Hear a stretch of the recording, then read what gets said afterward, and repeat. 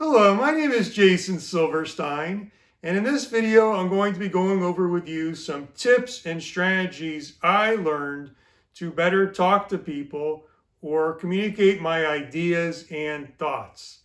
This video is meant more for people who currently have trouble communicating their thoughts and ideas, or for somebody that knows someone like that and wants to share this video. For me, I've had trouble communicating my thoughts and ideas since I was a young kid. Somebody would ask me questions, and I would have to give a very short answer because that's all I was capable of doing.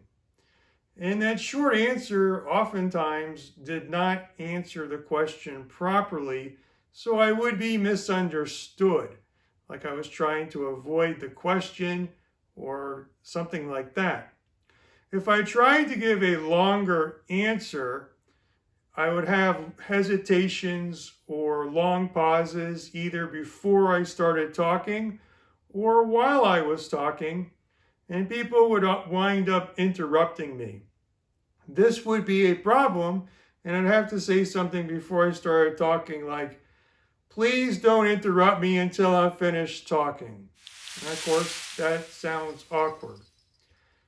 Also, when I would answer a question, I wouldn't really sound like I was confident and knew what I was talking about, even if I really did. So that was a problem as well. And you see, we don't know what we sound like to other people unless we record ourselves, either on audio or on video. And that leads me to my tip, which for me, what has helped me to communicate better with people verbally is by recording myself on video. Now, this is something I've known to do for quite some time, but could never get myself to do it until one day. It was early 2018, and I was at a point in my life where I really felt like I had nothing to lose. And because I had nothing to lose, I could do things differently.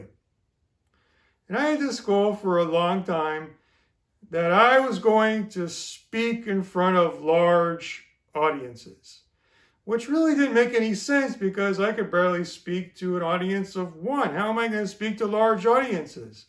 But this was my idea that I was going to do. And I immediately started doing videos, posting them to social media. Now, this had a great byproduct effect that I wasn't necessarily expecting, which from doing all these videos, I've done over 100 videos, just videos between 1 to 3 minutes, sometimes longer. I'm having to express my thoughts on camera. If it's on camera, it has to make some sort of sense. And I'm doing that over and over and over and over again. And by doing that, that's good practice for real life. If somebody asks me a question, I can answer it much better than ever before because it's something I've done over and over and over again on camera. I saw the beneficial effects from doing this, and I decided to take it some steps further. What I did is I joined Toastmasters, which is an organization to help with public speaking and leadership skills. There, I did speeches that were 5 to 7 minutes. I had to express my thoughts in front of a group of people for 5 to 7 minutes. That's really great practice for real life. If someone asks me a question, I don't normally have to talk for 5 to 7 minutes. But if I'm able to talk for 5 to 7 minutes, it becomes much easier in one-on-one conversations. In addition, you have to do evaluations, evaluate the speakers. And this is great practice because there's no time to rehearse. You hear the speech, write down a few notes, And then a few minutes later, you're giving an evaluation of that speaker. It also requires you to listen well to what they're saying, which is another good thing to do with communicating with people. Also in Toastmasters, they have something called table topics, which someone will ask you a question, and without having time to think about it or rehearse, you give an answer between 1 to 2.5 minutes. That's also great for real life situations, and that has helped me. Joining Toastmasters helped me so much that I decided to join a second club as well. So now I'm in 2 Toastmasters. Now what's happened is I joined a speaking tour, and I'm giving speeches for 10 minutes. And being able to do a speech for 10 minutes has again helped me. And I just keep on raising the bar higher, make it more and more challenging for myself. And in doing so has had the definite effect of helping me to communicate with people one-on-one, either on a phone or in person. The idea that I want to leave with you today is you do not necessarily have to do a video and post it to social media as I have done. I have a feeling not many people are willing to do that, and I completely understand. I happen to like posting videos to social media and YouTube. I like being in front of audiences and speaking. But for most of you who are watching this, that's probably not the case.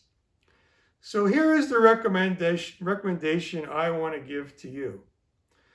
Every single day, just record your thoughts for about 5 minutes. And ideally do this in the morning, one of the first things that you do.